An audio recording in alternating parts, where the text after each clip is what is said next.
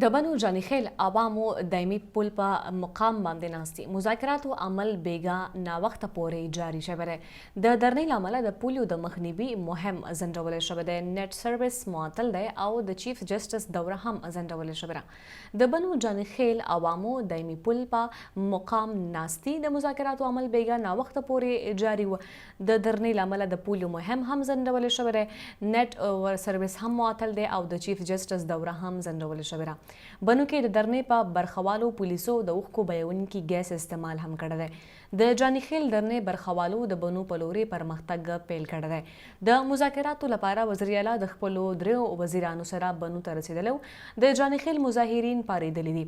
په ګاډو کې او په پیدل یې هم سفرونه کړي.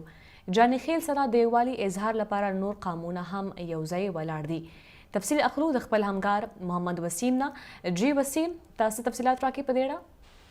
بالکل د بنو جانخیل په تنظیمونو خپله مسلسل روانه ده. اوس هم دی په دامي پل کې زرګونه کسانو هغه ناستې هغه پرې کړې ده.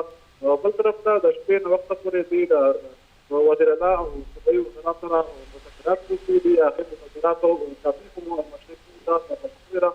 په هغې کې کومه معاهده شوې ده، هغې کې حکومت له طرفه دوی ته دغه لیکل شوي دي.